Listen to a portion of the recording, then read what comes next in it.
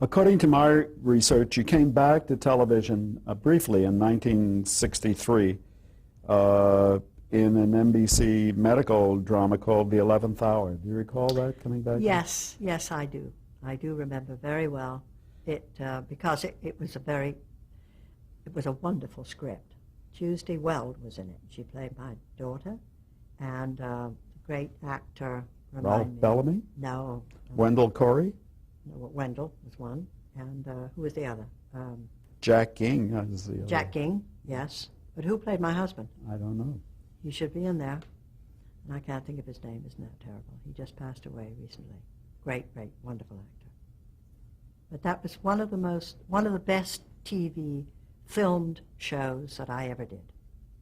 The 11th Hour. Because of the quality of the script. Because of the quality of the script and the character that I played. You must have been hankering to get back on Broadway after your first experience? Yes and no.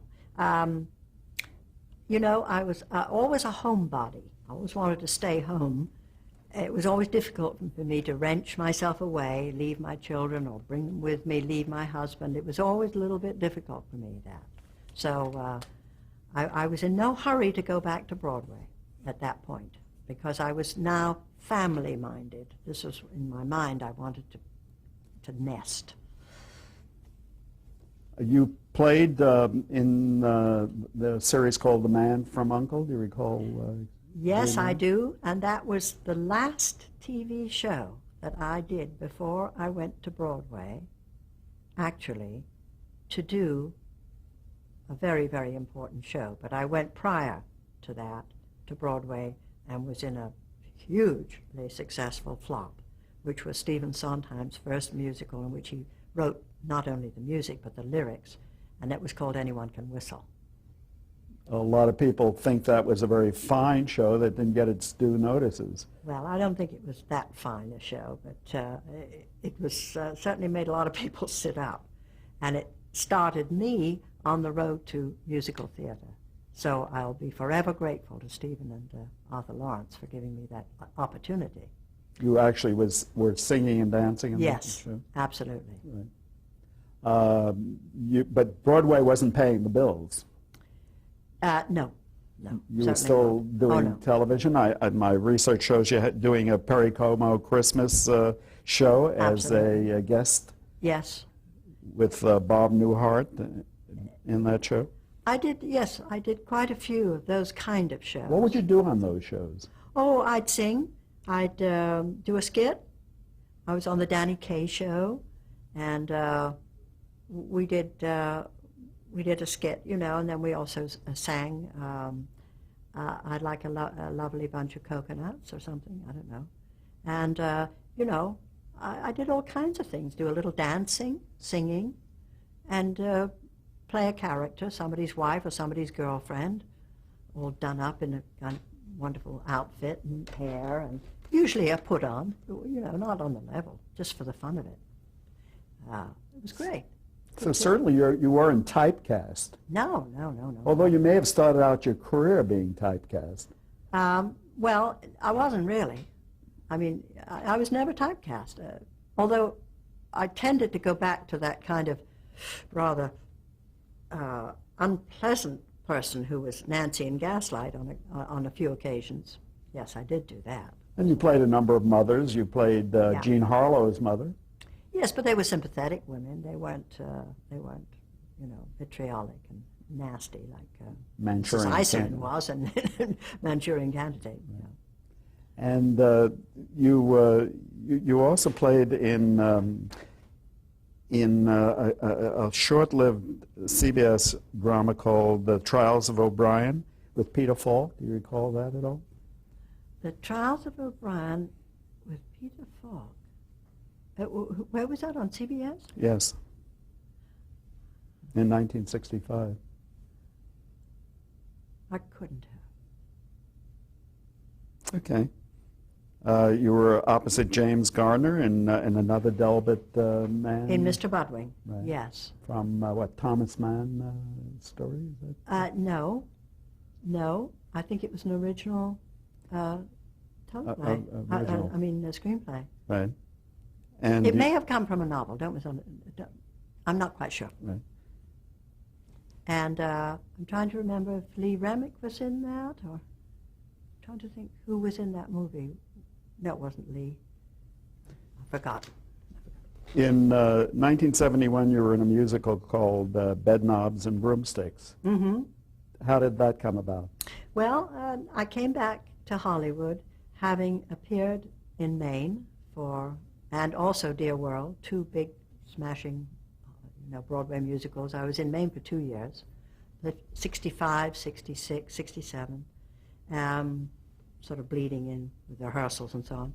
And then in 1968, I went into Dear World, was in that for 6 months. So after that was over, I came back to Malibu and went to Europe first and made a movie called Something for Everyone with Michael York, for which Hal Prince, the director, the New York stage director, directed, one of the few movies that he ever did. And right after that, I got ready, and Disney cast me as Miss Eglantine Price in Bedknobs and Broomsticks. So that was released in 1971.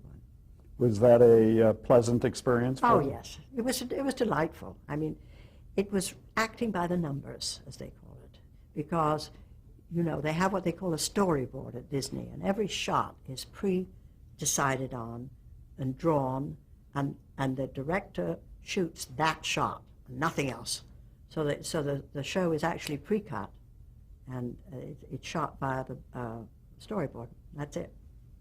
So you look, and then it depends on which shot you're copying. I'd be terribly remiss if I glossed over Mame. That was a breakthrough experience for you. Yes. You suddenly were on a different plane after Mame. How did you get to play Mame on Broadway? Oh, it was just a number of wonderful circumstances. The thing that really brought me to Mame was Anyone Can Whistle, because nobody had ever seen Angela Lansbury on stage singing, dancing, playing a leading role. And they didn't know whether I could do it. Didn't know I could do it. Didn't know I had the capacity or the voice or anything else. And several people saw me, even though there were only 9 performances. And one of those people was Jerry Herman, the composer, who just had an enormous success with Hello, Dolly. And he saw me, and he was one of the few people who saw Anyone Can Whistle. And thank goodness he did, as I say, because when the time came, he and Jerome Lawrence and Robert Lee were writing the musical version of Auntie Mame. It was going to be called, they didn't know it was going to be called Mame. In fact, they were going to call it all sorts of other things, and I said, oh, call it Mame. I said, just call it Mame. So they did. And I sort of feel slightly responsible for them making that decision. Had Rosalind Russell originated the role? She had originated it in the theater, certainly. She was Auntie Mame. And many other great actresses had taken it on the road, and everybody knew Auntie Mame. And then they made a movie of it. And she also played the role in the movie. But when it came to the musical, it was offered to her. And she said, no, thank you very much. I don't want to eat yesterday's dinner, or some wonderful remark like that. So she didn't do it. And the search went out to find somebody to play the role. And a lot of actresses were asked, including up till the very last minute, Mary Martin. And Mary was going to play it right up until the end. And then suddenly she bowed out. And Lucille Ball was thought of, I think, at the time, and Southern, all kinds of people. But Jerry Herman wanted me. God bless him. And well, after a lot of shenanigans, I got the part. I had to work hard for it. I had to audition a lot. And thank goodness Josh Logan was the original director, and he really didn't want me for that. And finally he was replaced with another director, and that was Gene Sachs, the director, New York director. And thank goodness Gene said yes. And so off we went, and I was Mame. Why do you think you were such a successful Mame? I can't answer that question. I have no idea. you prepared very hard for this. Oh, yes. I was ready for it. It was everything that I had envisioned for myself accomplishing in the musical theater. Because what I haven't told you is that all during the years at MGM, when I was battling along, playing battle axes and so on, I was running in and watching rehearsals, all of the musical rehearsals for the great musical movies that were being made on the lot at that time, with Gene Kelly and, Leslie Caron and all those, and I knew all of the musical people involved, and I thought, oh gosh, this is it. This is what I really want to be doing. This is what I'm going to really love to do one day. And I really visualized myself doing it until I did. I found myself up on the stage playing Mame. Did you know even in tryouts out of town that this was going to be a hit? I think in my gut feeling was, yes, it was going to be okay. The audiences were so overwhelmingly encouraging, and they loved the show. They loved the book of Mame. Mame's a wonderful story about a little boy and his aunt. You know, it's a winner. You can't go far wrong with Mame. However, I had to prove that I could really be the big star, and I'd never done that, never had that opportunity to really be the star of the show. And it took me quite a while to take stage, to become that character, and to become a star. Not just Angela Lansbury playing the role of Mame, but I had to be this larger-than-life person. And I'd never really done that before. And it took all of those weeks on the road for me to really garner the strength and the understanding and the nous, as my friend Kate Hepburn would say, to take stage, you know. That's a wonderful moment when you decide you're going to do it. You go for it and you do it. It's like running the mile in 4. Had your name ever appeared above the title of a production before Mame? Yes, but as one of a group. You know. Not by yourself. No. So what you're saying actually is you've been a star.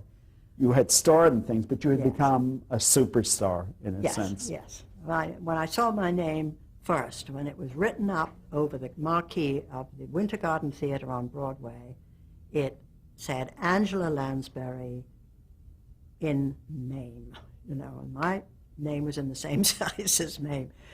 And that was a day to remember.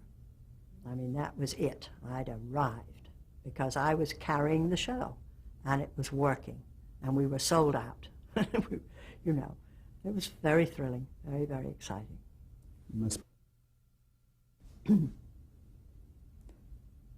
Somewhere in the 70s, about 78, you played in Death on the Nile, you call that.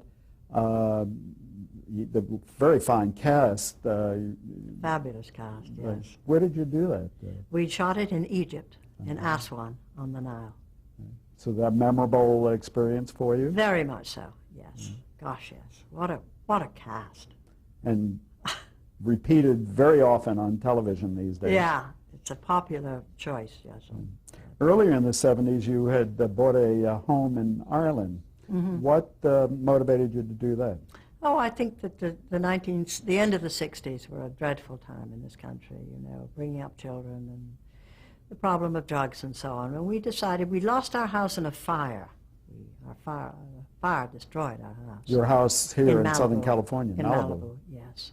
And so I just thought, I said to Peter, I said, I think we should up stakes and let's get out of here. And, you know, I'd like to go to Ireland because I'd gone there as a child. I was very fond of it.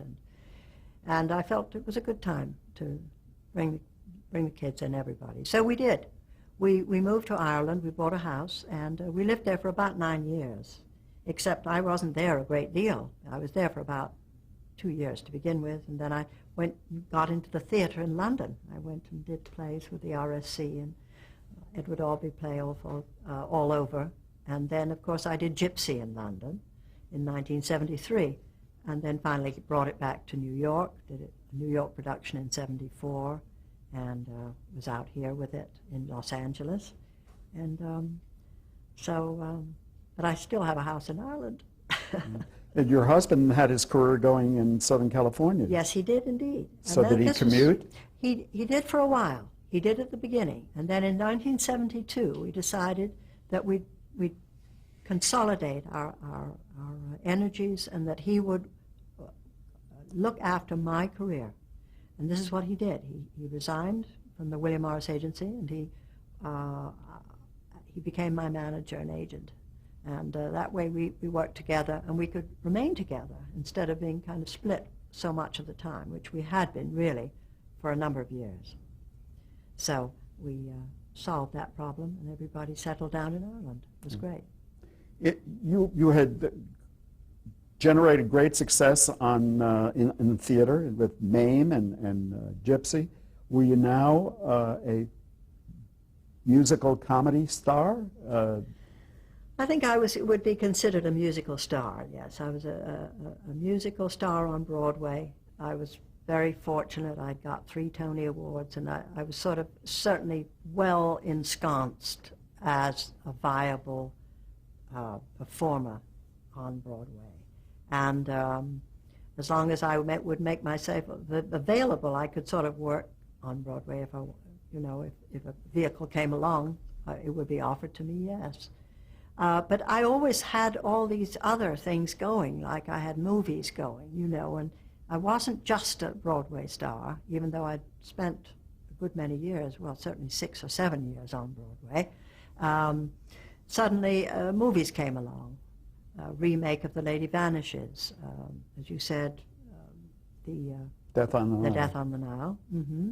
And so if it wasn't one thing, it was another, So many interesting things have come my way. I've been awfully lucky in that respect. Didn't you also play a lady detective, Miss Marple? I also played Miss Marple, exactly. In The Mirror Cracked. Yes. Yes. So was that your first experience? That was my first experience playing a lady detective, and playing Miss Marple was terrific. I enjoyed that. I thought it was a dreadful movie, but what can I say? Was there any hint of things to come? Really, no. Absolutely not. Not a whimper. No, not a thing. In fact, anything but, because of course I had something else very large to do, as you know, which was Sweeney Todd. Right. How did that come about? Well, I was standing in my kitchen one day in Ireland, and suddenly we had a crank telephone, in those days. A lady in the post office put the calls through, and the phone cranked, and it was a telegram from Arthur Lawrence and Stephen Sondheim. And it was saying, would you be interested in playing the part of Nellie Lovett in a musical version of the Demon Barber of Sweeney Todd, the Demon Barber of Fleet Street? And well, I looked at Peter, and when I read the wire, I said, well, that's interesting. It's a very interesting idea, because as children, we had both been brought up with this kind of legendary bogeyman who was Sweeney Todd, who slit people's throats and made meat pies out of them. So I thought, well, it's certainly something to consider, and they're very enthusiastic, these two, and obviously they're brilliant. They must have something up their sleeve for this show. So, but on the other hand, the old star said, hey, wait a minute, this is called Sweeney Todd. How does Mrs. Lovett fit in, It's not called Nellie Lovett, the Demon Barber of Fleet Street, it's Sweeney Todd. So I thought, I hope, is this a good part? So anyway, when I got on the phone to them and we started talking about, how it was going to be, I realized that it was going to be an extraordinary production, that I must be involved, because Hal Prince, the great director, was directing it, and here you had this triumvirate of talent on board. So I thought this is probably a terrific thing to do. So I said yes. Any connection among the 3 roles, Mame, Rose in Gypsy, and the Sweeney Todd part? Really, not really. If there was any connection at all, it might be between Rose and Nellie, I think, because they were both grasping women longing for something that was unattainable. Nellie was a little more ruthless, wouldn't you say? Nellie was certainly more resourceful. I always said she was a very resourceful woman. She didn't let anything go to waste. I mean, after all, the meat pies were her idea. No, it wasn't his. She was just being awfully clever and using available material. So, you know, but she was a marvelous character. And the more I got into it, the more I realized this was an opportunity to go back to my roots, you know, and to do a character that I really would relish getting my teeth into. These are three indelible stage performances and characters. Which do you think you're most identified with among those three? Right now, I would say Sweeney Todd. Really? But I'd say with my generation, Mame. I think Mame, yes. But I think in today's audience, I would say Sweeney Todd. That Sweeney Todd was shown on, your performance in Sweeney Todd was shown on television. There was a television version of it? Yes. It's very, very good, too. Done for the cable, was it? It was done for Ace, not for the Ace. The Entertainment Channel. The Entertainment Channel, Right. yes. Which was a short-lived cable channel. I guess it was, Yeah. yes. But we got the Ace Award. It was a very, very good production. Television was not, though, generally very much in your plans at that No, point. by that time, television was something I had avoided. Not that it had been proffered to me, don't misunderstand me, but I had stayed away from it on purpose for the reasons that I said earlier. I was so afraid that it would cut short my career, that it wouldn't give me the time, that it wouldn't allow me the time to do everything I wanted to do between theater, movies, etc. So I avoided it and I didn't do it. You certainly avoided series, being in a Yes, series. absolutely. Had you heard some nightmare stories from friends about No. being in series that was very hard work and that sort of thing? No, you see, I've been out of California for about 15 years. I've been in the theater. I've been on the road. I was really working in the theater or movies. And I was either in London or in New York, but I was not in Los Angeles. And therefore, I was not touched or tainted by the TV bug. It never got to me. The first big TV show that I did was Little Gloria, Happy at Last, which was a superb miniseries built on the book. You played Gloria Vanderbilt's I aunt. played her aunt, yes. Right. Mrs. Gertrude Vanderbilt Whitney, most interesting and fascinating lady. You had a tremendous cast in that Yes, miniseries. wonderful cast. People like whom? Oh, like Betty Davis? Betty Davis for one, and my little friend from school days. What's her name? Oh God, it's getting late. Christopher Plummer? Well, Chris Plummer, yes, he was extraordinarily good in it, and a lot of Martin Balsam? Marty Balsam. Marty Balsam was in the 11th Hour. His was the name I couldn't remember. And he played my husband. He and I played husband and wife, and I adored Marty. And Yes, you loved did say him. he recently died. That's Yes, true. he's such a... Maureen Stapleton was in this miniseries as well. That's right. Yeah. That's right. That's right. Glynis Johns, that's who I'm thinking about. Ah. Glynis was in it. And that's right. And an unknown girl, and I can't remember her name, played Little Gloria, English actress. You also then were in a motion picture of The Pirates of Penzance? Yes, I went off to London and did that. And that was a lovely experience with Kevin Kline. Right. Had to learn that very fast. And you did in 1984, you did a Showtime, a television movie for Showtime, the pay cable programmer, A Talent for Murder. Exactly, with Sir Laurence Olivier. How was it working with, like, you grew up admiring Betty Davis on the screen. How was it Yes. working with people like that and Laurence Olivier? I don't know, we just hit it off. Betty and I hit it off. She always said to me, she said, she said, you know, I bet he was. She said, you're a real pro, you know, and I am, and we just get the job done and get out of here, you know, let's get it on. What are we waiting for, you know? What are they doing now, you know? She was absolutely raring to go, and it was very refreshing. She was very, very demanding, and but she was fun to work with, and she felt very comfortable working with me and I with her. It was great. I did a recent interview with Cloris Leachman, who when she found that she was working in television and in motion pictures with people she admired on radio and then on the motion picture screen, she kept pinching herself to see if it was real. Mm-hmm. Did you ever have that feeling that you were living a dream?